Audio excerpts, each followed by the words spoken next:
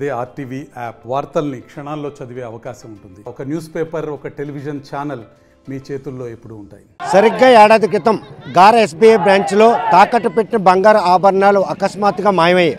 లాకర్లో ఉన్నటువంటి ఆభరణాలు ఒక్కసారిగా మాయం కావడంతో కక్షిదారులందరూ కూడా ఆందోళన చేపట్టారు. 28వ తేదీన ఈ ఉదంతం వెలుగులోకి వచ్చింది. అనంతరం మాత్రం బ్యాంక్ అధికారులు అప్రమత్తమయ్యారు.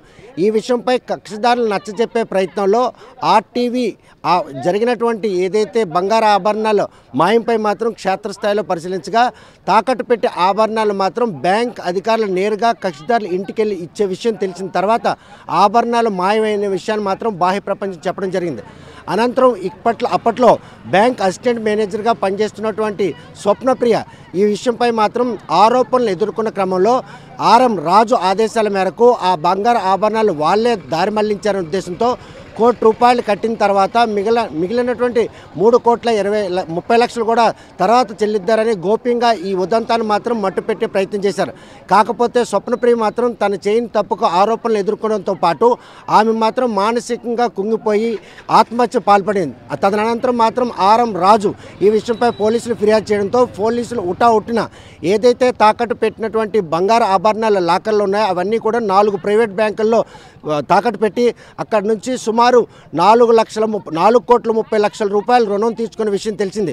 అయితే ఉటావుటిన జిల్లా ఎస్పీ అప్పటి ఎస్పీ రాధిక ఆదేశాల మేరకు 4 ప్రైవేట్ బ్యాంకుల్లో ఉన్నటువంటి 7 కేజీల 300 గ్రాముల బంగారు ఆభరణాలు మాత్రం రికవరీ చేశారు. రికవరీ చేసిన నెల రోజుల తర్వాత ఆభరణాలకు మాత్రం ఐడెంటిఫై నిర్వహించి కక్షిదారులు ఆభరణాలు మావేని తేల్చిన తర్వాత తిరిగి మళ్ళీ బ్యాంక్ లాకర్లో నిక్షిప్తం చేశారు. ఏడాది కావస్తున్నా కూడాను ఆభరణాలు విడిపించడానికి వచ్చినటువంటి కక్షిదారులకు ఇప్పటి వరకు కూడా ఆభరణాలు బ్యాంక్ అధికారులు ఇవ్వకపోవడంతో ఈరోజు ఇలా బ్యాంకు ఎదురుకు మాత్రం నిరసన వ్యక్తం చేస్తున్నారు. తాము చేయనటువంటి ఈ తప్పుకు ఎందుకు తమను శిక్షిస్తున్నారు? తమ అవసరాల కోసం బ్యాంకుల్లో ఆఖరిలో తాకట్టు పెట్టే బంగారు ఆభరణాలను బ్యాంక్ అధికారులు దారి మళ్లించి ఈరోజు తిరిగి బ్యాంక్ ఆభరణాలను మాత్రం రికవరీ చేశారు. తమ అవసరాల కోసం వాడినటువంటి ఆ డబ్బులు మాత్రం తిరిగి చెల్లిస్తాం, మా ఆభరణాలు ఇవ్వండి అని 10 మార్లు బ్యాంకు తిరిగినా కూడా ఈరోజు మాత్రం బ్యాంక్ అధికారులు పొంతలేని సమాధానం చెప్తున్నారు. మొత్తం 68 మంది కక్షిదారులకు సంబంధించిన 7 కేజీల 300 గ్రాముల బంగారు ఆభరణాలు ఇవి. ఈ ఆభరణాలు మాత్రం కోర్టుగా కక్షిదారులు నేరుగా వెళ్ళి కేసులు పెట్టుకొని ఆ బంగారు ఆభరణాలు విడిపించుకోమని బ్యాంక్ అధికారుల సమాధానం మాత్రం వారిని ఆవేదన గురిచేస్తుంది. తాము చేయనటువంటి ఈ తప్పుకు ఎందుకు తమకు ఇలా శిక్షిస్తున్నారు?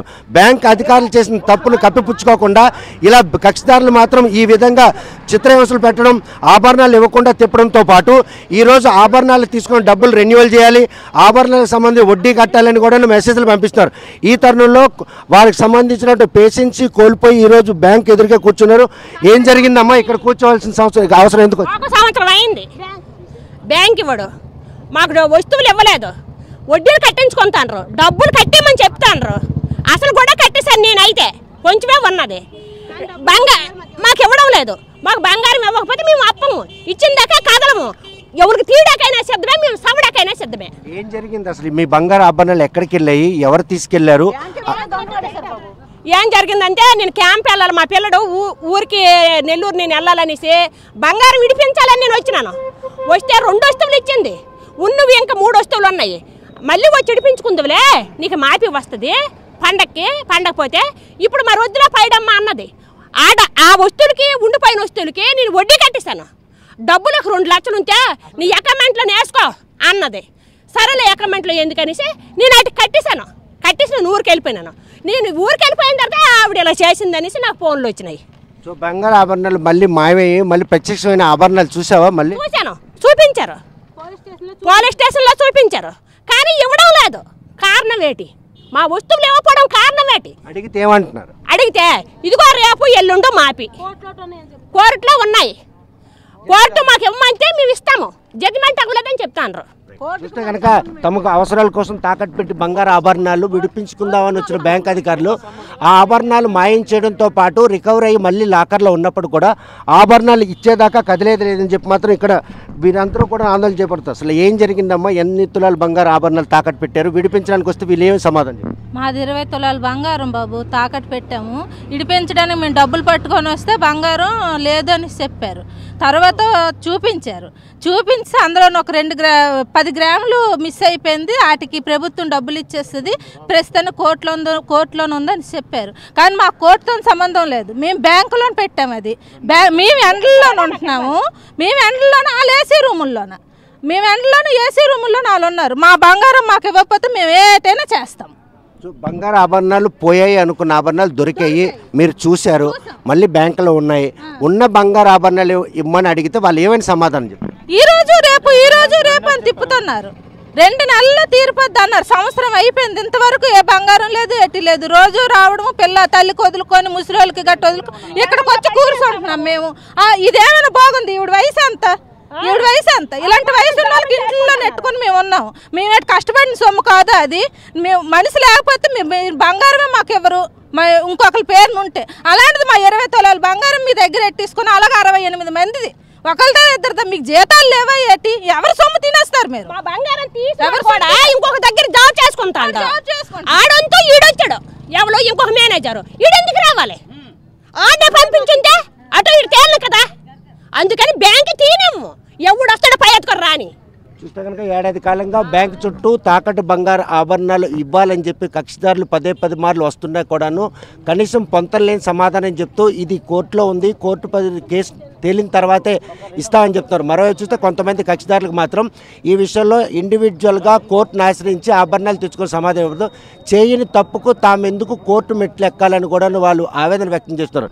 ఈ విషయంపై మనతో మాట్లాడి చూస్తే ఎన్ని తులాలు బంగారం పెట్టామో, ఎన్ని రోజుల నుండి కోర్టు చుట్టూ తిరుగుతున్నాం? సంవత్సరం అయ్యింది సార్, సంవత్సరం అయింది. 7 తులాల బంగారం పెట్టాను, డబ్బులు మేము కడతాము, మా బంగారం మాకు ఇవ్వండి అంటే ఇవ్వట్లేదు. ఇప్పుడు వడ్డీలు మాత్రం మెసేజ్ మాత్రం పంపిస్తున్నారు, ఎంత అయింది కానీ పంపట్లేదు. కరెక్ట్ సంవత్సరం అయింది, పోలీస్ స్టేషన్కి వెళ్ళి మా బంగారం మేము చూసాం, మీకు ఇస్తామమ్మా, మీరు ఎప్పుడైనా సరే మీకు అవసరమైన మీరు ప్రూఫ్స్తో తేండి మేము ఇస్తామన్నారు. కానీ ఇక్కడికి వస్తే ప్రూఫ్స్ కాదు, ఏటి కూడా ఇవ్వట్లేదు. మా బంగారం ఎంత ఈ కోర్టులో ఉందమ్మా, మీరు వడ్డీ కట్టండి లేకపోతే వడ్డీ పెరిగిపోద్దని చెప్తాను, అంతేగాని మా బంగారం మాకు ఇవ్వట్లేదు. ఇచ్చిన దాకా మేము ఇక్కడ నుంచి కదలం. కనుక చేయని తప్పుకు శిక్ష అనిపించే పరిస్థితి గార ఎస్బీఐ బ్యాంకులో తాకట్టు బంగారం పెట్టిన కక్షిదారులు మాత్రం నెలకొందని చెప్పుకోవచ్చు. ఈ స్వామి ఎంత బంగారం పెట్టారు? ఆ రోజు బంగారు ఆభరణాలు లాకర్ నుండి బయటకు వచ్చి దానికి కారణం ఎవరు? తర్వాత మళ్ళీ బంగారు ఆభరణాలు రికవర్ అయిన తర్వాత కూడా ఆభరణాలు అడగడానికి వెళ్తే ఏమైనా సమాధానం? బంగారం స్టేషన్లో చూపించారు, మీకున్నవి రేపు మాపు పైనుంచి మాకు ఆర్డర్ రాలేదు, ఆర్డర్ వస్తే మేము ఇస్తాము అని చెప్తాను. రోజు ఎప్పుడు వెళ్ళినా అలాగే చెప్తాను. జడ్జిమెంట్ మాకు కావలేదు, జడ్జి సెలవులో ఉన్నారు. ఎన్ని రోజులు సెలవులో ఉంటారు స్వామి? నెల రోజులు, 10 రోజులు, 5 రోజులు, సంవత్సరాలకు వచ్చి సెలవులో ఉంటారా? మా గుండెలో గుజురు పెట్టుకొని బ్యాంకులో పెట్టాము. ఇలాగ వీళ్ళు చేయడం అది న్యాయమా? బొమ్మ చూపించి మాకు నాటకం ఆడిస్తాను. ఇగో ఈ స్వామిది, స్వామి చూపించాము. నువ్వు వడ్డీ కట్టి అసలు కట్టి నీ బంగారం నీకు ఇచ్చేస్తామని ఈ ముసలి స్వామి నమ్మించినారు. వడ్డీ అసలు మొత్తం కట్టేశాడు. అలా నమ్మించి అలా చేయడమేమి? ఇచ్చేస్తామంటే స్వామి అప్పు చేసి తెచ్చాడు. అలాగా మేము వస్తే రేపు మాపు అని చెప్పేసి అలాగే మాకు అలాగా ఇచ్చేస్తాను. మా బ్యాంక్కి నమ్మి పెట్టాము. మా కోర్టుకి పోలీసుకి నమ్మలేదు, ఇక్కడ మేము పెట్టాము.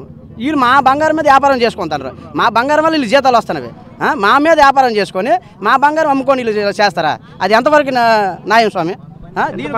ఎంత బంగారం తాకట్టు పెట్టారు? అసలు ఇన్ని రోజులు ఇక్కడ తిరగాల్సిన పరిస్థితి ఎందుకు?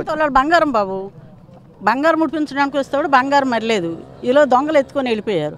ఆ ఎత్తుకొని బంగారము పోలీస్ స్టేషన్ తెచ్చి చూపించి ఇప్పుడు సంవత్సరం అయిపోతుంది. అడిగితే ఏంటంటారు, వడ్డీలు కట్టండి. వడ్డీలు మేము ఎందుకు కడతాము? మా డబ్బు పోయి, మా బంగారం పోయి, మేము ఎలాగ నెల వచ్చినోడికి సంవత్సరాలు వడ్డీలు మేము ఎలా కడతాము? వాళ్ళ పిల్లలు మా ఇంట్లో కాదన్నారు. హార్ట్ పేషెంట్ నేను. మా పిల్లలు ఇప్పుడు ఇష్టం వచ్చినట్టు మాట్లాడదాం. చచ్చిపోవాలి, మేము చచ్చిపోతే మా బంగారాలు ఇస్తారు. ఇన్ని రోజులు బాబు. ప్రస్తుతం మాత్రం గార ఎస్బీఐ బ్రాంచ్లో తాకట్టు పెట్టిన ఆభరణాలు విడిపించేందుకు కక్షిదారులు మాత్రం పరితపించిపోయే పరిస్థితి ఉంది. ఆభరణాలు పోయాయని బాధపడిన వారికి మాత్రం పోలీసులు అవుట్ను స్పందించి ఆభరణాలు మాత్రం ప్రైవేట్ బ్యాంకులో రికవరీ చేశారు. రికవరీ చేసిన తర్వాత ఐడెంటిఫై నిర్వహించిన తర్వాత ఆభరణాలన్నీ కూడాను లాకర్లో భద్రపరిచారు. ఈరోజు తిరిగి ఆ ఆభరణాలు విడిపించుకునేందుకు వచ్చి మాత్రం పొంతం లేని సమాధానం చేస్తూ చేయని తప్పుకు కక్షదారులు కక్ష సాధింపు చర్యలు చేపడుతున్నారని మనకు మాత్రం స్పష్టం అవుతుంది. సుమారు ఏడాది క్రితం జరిగినటువంటి ఈ బంగారు తాకట్టు బంగారు మాయంపై మాత్రం ఈ విషయంలో స్టేట్ బ్యాంక్ అధికారుల నిర్లక్ష్యం పూర్తిగా కొట్టొచ్చినట్టు కనబడుతుంది. ఆ బ్యాంకుపై ఉన్నటువంటి నమ్మకం మాత్రం ఈరోజు ప్రతి ఒక్కరిలో కూడా నీరు గారిపోయే పరిస్థితి ఉంది. స్టేట్ బ్యాంక్ అంటే ఒక నమ్మకానికి డెస్టినీ. గ్రామీణ ప్రాంతం కావడంతో ఈ బ్రాంచ్లో తాకట్టు బంగారం పెట్టిన వారందరూ రైతులు, మధ్య పేద నిరుపేదకు సంబంధించిన వారికి అవసరార్థం బ్యాంకులో లాకర్లో ఆభరణాలు తాకట్టు పెట్టి వ్యవసాయం సంబంధించినటువంటి వినియోగం అయిపోయిన తర్వాత డబ్బులు చేతికొచ్చిన తర్వాత ఆభరణాలు విడిపించడానికి వచ్చినా కూడాను పొంతలేని సమాధానం చెప్పడంతో పాటు ఆభరణాలు మాయమైన విషయంలో కూడాను వారు ఎప్పుడు కూడాను స్పందించలేదు. అనంతరం మాత్రం ఎట్టకేలకు ఎవరైతే అప్పట్లో డిప్యూటీ మేనేజర్గా ఉన్న స్వప్నప్రియ ఆత్మహత్య తర్వాత బ్యాంక్ ఆరంభమైనట్టు రాజు మాత్రం పోలీసులు ఫిర్యాదు చేయడం, ఆభరణాలు రికవరీ చేసిన తర్వాత ఆభరణాలు తిరిగి ఇచ్చే క్రమంలో న్యాయపరమైన ఆటంకాలు నేను చెబుతూ రోజు కూడా వీళ్ళని బ్యాంక్ చుట్టూ తిప్పుతున్నారు. ప్రస్తుతం వీరి ఆగ్రహం కట్టలు దించుకుందని చెప్పి ఎంతమంది కక్షిదారులు ఈ ఆభరణాలు పెట్టారు, ఆభరణాలు పోయాయన్న దిగులు వారిని వెంటాడుతున్న క్రమంలో ఆభరణాలు తిరిగి దొరికాయి, కళ్ళతో చూశారు. కానీ ఈరోజు చేతులతో ఇంటికి పట్టుకెళ్ళడానికి ఏ అవసరాలు ఆటంకంగా ఉన్నాయి, బ్యాంక్ అధికారుల వ్యవహార శైలిని ఏ విధంగా పరిణామాలు తీసుకుంటారు? అసలు 60 మంది ఖాతాదారులు ఇక్కడ లోను అనేది పెట్టడం జరిగింది. సుమారు 7 కేజీల బంగారం. 7 కేజీల బంగారం పోయాక మొత్తానికి బంగారం దొరికింది అని చెప్పి బ్యాంకుకు తీసుకొచ్చారు. లబ్ధిదారులు కక్షదారులు అందరికి కూడా గార్ పోలీస్ స్టేషన్లో బంగారాన్ని చూపించారు. చూపించిన తర్వాత వారం రోజుల్లో మేము కోర్టులో ఫైనలైజ్ చేసుకుంటాం, వచ్చి ఎవరైనా బంగారం విడిపించుకోవాలంటే విడిపించుకోవచ్చు అని చెప్పి ఆ రోజు చెప్పడం జరిగింది. తర్వాత ఏం జరిగిందంటే ఇప్పుడు 3 నెలలు కావస్తుంది, ఒక్కొక్కరిని పిలవడం, మీరు వడ్డీ కట్టండి లేకపోతే మీది ఎక్కువైపోద్దని చెప్పడం ఇలా జరిగిందనమాట. మనం ఆర్టీవీ వారు వచ్చి ఈ కథనం మళ్ళీ వెలుగులోకి తీసుకొచ్చారు. అంటే మళ్ళీ వాళ్ళు లోక్ అదాలత్కి వెళ్ళారనమాట. ఇప్పుడు స్వప్నప్రియ చనిపోయి రేపు 29కి సంవత్సరం అవుతుంది. వాళ్ళ బ్రదరు అంటే ఒక నిండు ప్రాణం, ఒక బ్యాంక్ ఎంప్లాయ్ బలైనా కూడా బ్యాంక్ సిబ్బందికి ఎటువంటి కనికారం కానీ ఈ కక్షదారులకు మనం ఇద్దామని కానీ అసలు ఇది ఎస్బీఐ బ్యాంక్ అని కానీ వీళ్ళు మర్చిపోయారు. అంటే ఈ విషయంలో కూటమి ప్రభుత్వం వచ్చిన తర్వాత ఆ కుటుంబీకులు మాత్రం అటు ముఖ్యమంత్రితో పాటు హ్యూమన్ రైట్స్ కూడా ఆశ్రయించిన తర్వాత పోలీసులు మరోసారి దర్యాప్తు మొదలుపెట్టారు. అందులో 15 మంది బ్యాంక్ ఉన్నతాధికారులను కూడా విచారణ చేపట్టారు. అప్పట్లో ఈ విషయాన్ని మాత్రం గోప్యంగా ఉంచాలని చూసిన రాజు మాత్రం బ్యాంక్ అధికారులను కూడా ప్రలోభ పెడుతూ కక్షదారులకు ఇంకా ఈ సమస్యను జటిల్ చేసే విధంగా వ్యవహరిస్తున్నారా?